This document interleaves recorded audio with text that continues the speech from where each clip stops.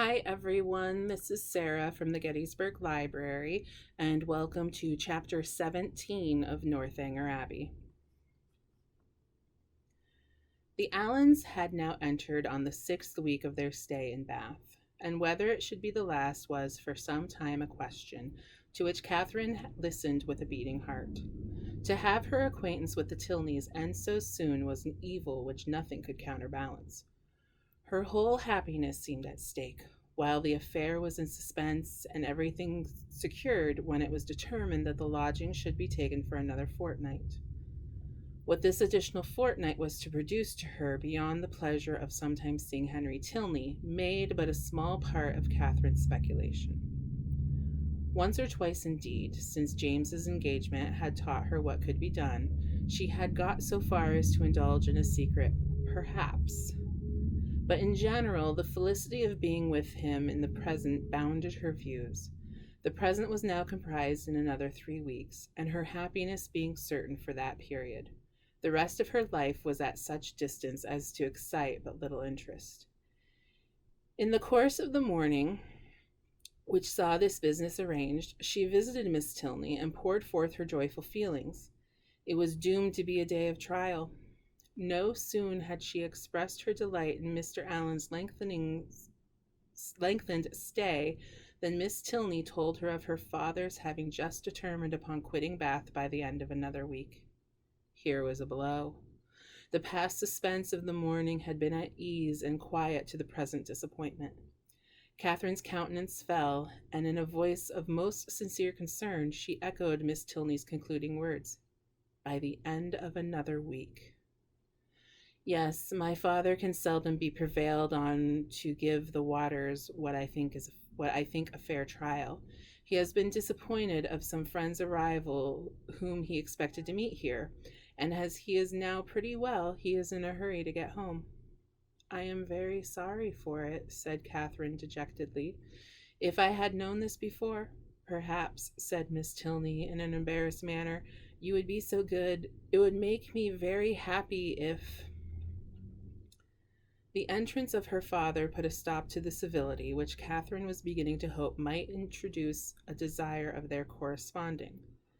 After addressing her with his usual politeness, he turned to his daughter and said, "Well, Eleanor, may I congratulate you on being successful in your application to your fair friend?" "I was just beginning to make the request, sir, as you came in." "Well, proceed by all means. I know how much your heart is in it. My daughter, Miss Morland," he continued without leaving his daughter time to speak, "has been forming a very bold wish. We leave Bath, as she perhaps told you, on Saturday se'nnight. A letter from my steward tells me that my presence is wanted at home, and being disappointed in my hope of seeing the Marquis of Longtown and General Courtenay here, some of my very old friends, there is nothing to detain me longer in Bath. And could we carry our selfish point with you, we should leave it without a single great regret. Can you, in short, be prevailed on to quit this scene of public triumph and oblige your friend Eleanor with your company in Gloucestershire?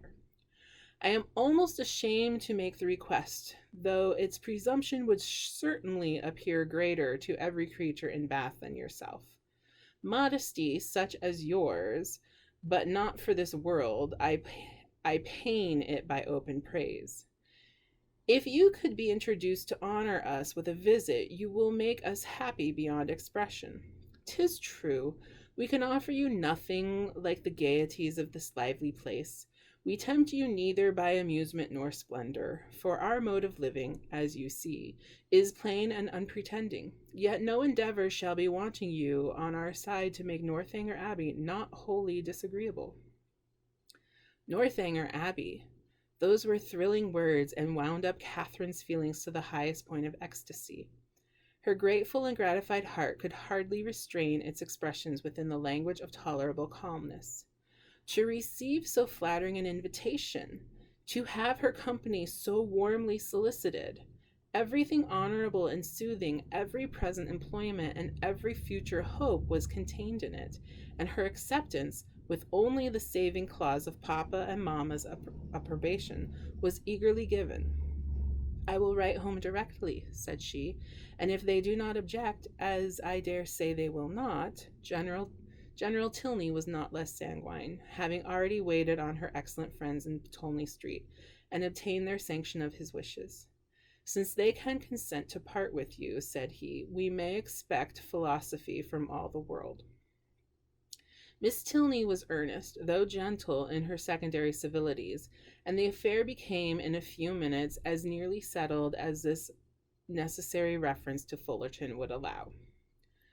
The circumstances of the morning had led Catherine's feelings through the varieties of suspense, security, and disappointment, but they were now safely lodged in perfect bliss, and with spirits elated to rapture, with Henry at her heart, and Northanger Abbey on her lips, she hurried home to write her letter.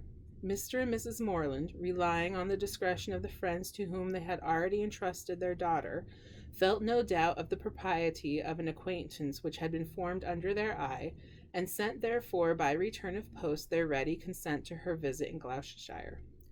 This indulgence, though not more than Catherine had hoped for, completed her conviction of being favored beyond every other human creature in friends and fortune, circumstance and chance. Everything seemed to cooperate for her advantage. By the kindness of her first friends, the Allens, she had been introduced into scenes where pleasures of every kind had met her. Her feelings, her preferences, had each known the happiness of a return. Wherever she felt attachment, she had been able to create it.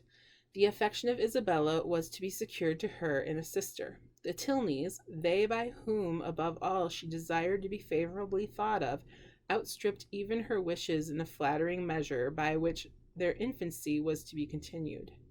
She was to be their chosen visitor. She was to be for weeks under the same roof with the person whose society she most prized, and, in addition to all the rest, this roof was to be the roof of an abbey.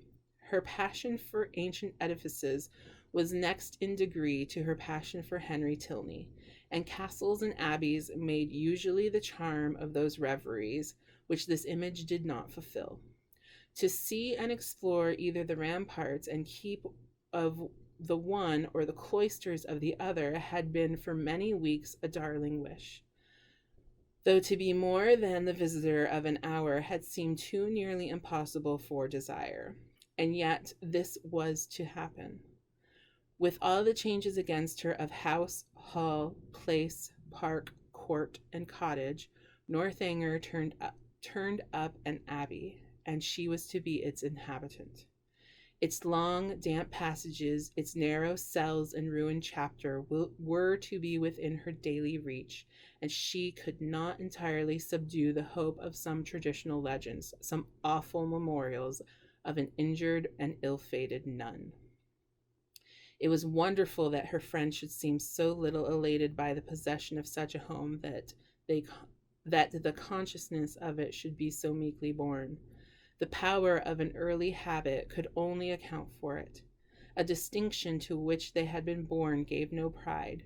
Their superiority of abode was no more to them than their superiority of person. Many were the inquiries she was eager to make of Miss Tilney, but so active were her thoughts that when these inquiries were answered, she was hardly more assured than before of Northanger Abbey having been a richly endowed convent at the time of the Reformation, of its having fallen into the hands of an ancestor of the Tilneys on its dissolution, of a large portion of the ancient building still making a part of the present dwelling, although the rest was decayed, or of its standing low in a valley, sheltered from the north and east by rising woods of oak.